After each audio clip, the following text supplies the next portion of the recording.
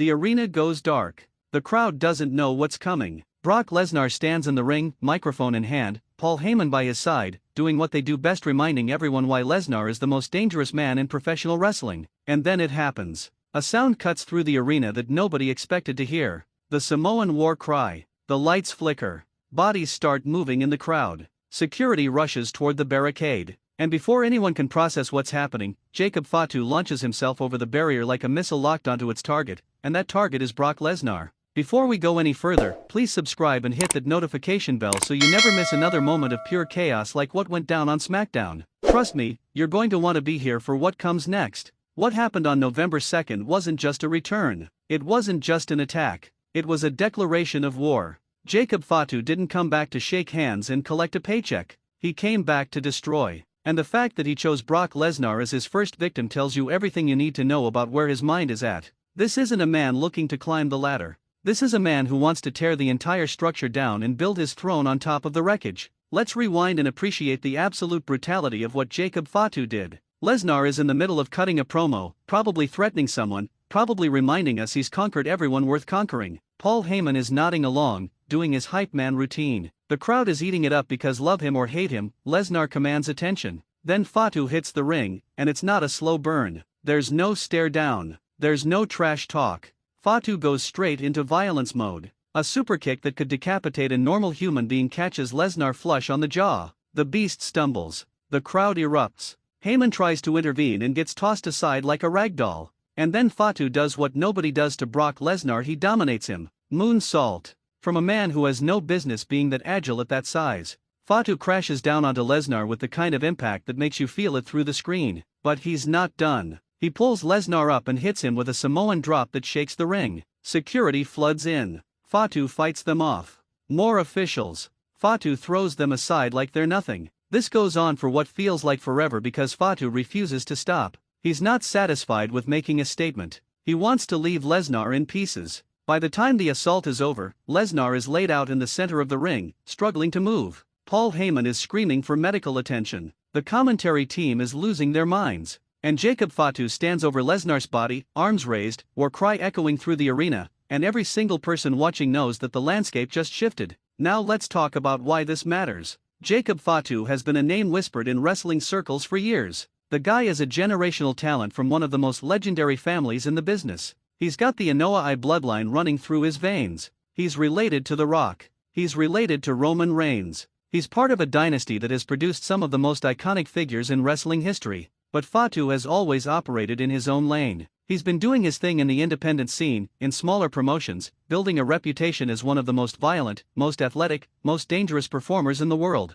He's been the guy that hardcore fans know about but casual fans haven't seen, until now. His arrival in WWE isn't just about adding another body to the roster. It's about adding a legitimate killer. Someone who doesn't care about politics or playing the game. Someone who shows up to fight and doesn't stop until his opponent is broken. And choosing Brock Lesnar as his first target is a power move that instantly establishes Fatu at the top of the food chain. Think about it. Who attacks Brock Lesnar? Who looks at the beast incarnate and decides that's the guy they're going to jump? Most people avoid Lesnar. Most people wait for their opportunity, play it safe, work their way up. Fatu walks in the door and immediately goes after the most dangerous man in the company. That's not bravery. That's confidence. That's a man who knows exactly what he's capable of and isn't interested in waiting his turn. The psychology of this attack is brilliant. Lesnar has spent years being untouchable. He's the final boss. He's the guy you build toward. He's the guy who ends careers and ruins dreams. And in one night, Jacob Fatu made Lesnar look human. He made Lesnar look vulnerable.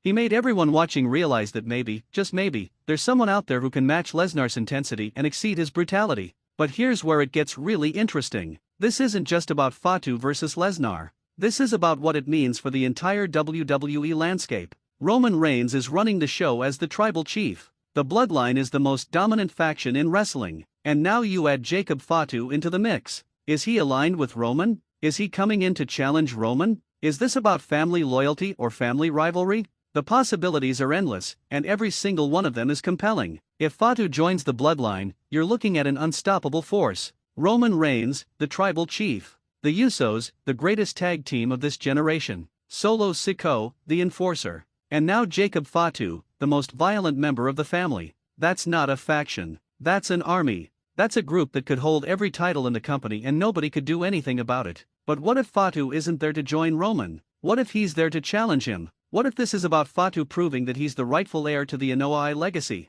What if he looks at Roman's empire and decides he wants to burn it down and take over? That storyline writes itself. Family versus family. Brother versus brother in spirit if not blood. The ultimate battle for supremacy within the most legendary wrestling family of all time. Either way, Lesnar is now caught in the middle. He's the guy who got embarrassed. He's the guy who got laid out. And Brock Lesnar doesn't forget. He doesn't forgive. The man is going to want revenge, and when Lesnar wants revenge, he doesn't just beat you, he destroys you. He suplexes you into oblivion. He makes you regret ever looking at him the wrong way. So now you have a situation where Fatu has made an enemy of the most dangerous man in wrestling, and that means we're going to get a war. The match potential here is insane. Fatu versus Lesnar is a dream fight. It's power versus power. It's intensity versus intensity. It's a Samoan wrecking machine versus a genetic freak who spent 2 decades dominating everyone. The clash of styles, the physicality, the sheer violence that these two men can bring, it's the kind of match that could headline WrestleMania and be talked about for years.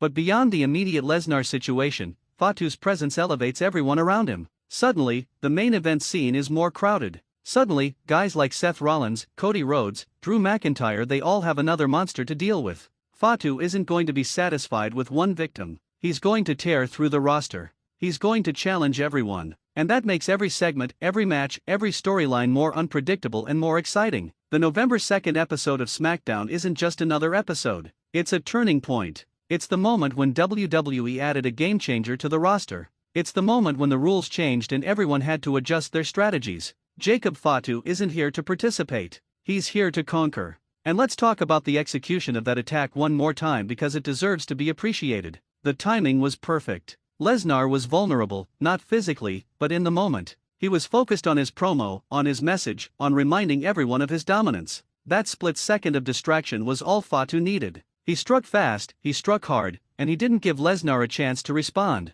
That's guerrilla warfare. That's the mentality of someone who understands that in a fight, the first shot matters. Fatu took that first shot and made it count. The moonsault is what's going to live in highlight reels forever. A man that size, moving with that athleticism, launching himself through the air and crashing down with that much force, it's unnatural. It's superhuman. And it sends a message that Fatu isn't just a brawler. He's not just a powerhouse. He's a complete performer who can do things that men his size shouldn't be able to do. That makes him unpredictable. That makes him dangerous in ways that Lesnar, for all his power, isn't. The aftermath matters too. Fatu didn't run. He didn't sneak attack and then disappear. He stood over Lesnar's body and celebrated. He absorbed the moment. He let everyone see what he had done. That's confidence. That's a man who knows there will be consequences and doesn't care. That's a man who wants everyone to know that he's here and he's not afraid of anyone. Social media exploded. Wrestling fans lost their minds. People who haven't watched wrestling in years were texting their friends asking what the hell just happened.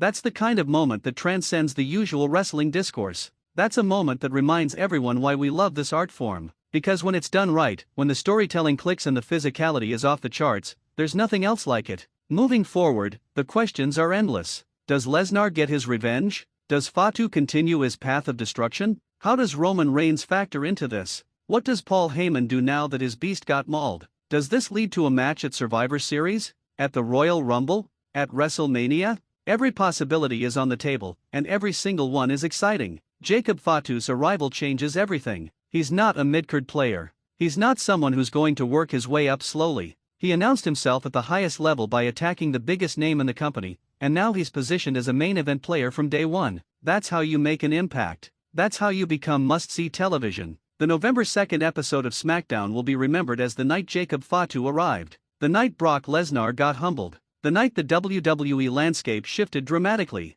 And if this is just the beginning, if this is just the opening chapter of the Jacob Fatu story, then we're in for one hell of a ride. Because if he can do this to Lesnar on night one, imagine what he's going to do when he really gets going. The Samoan werewolf is here, and the hunt has just begun.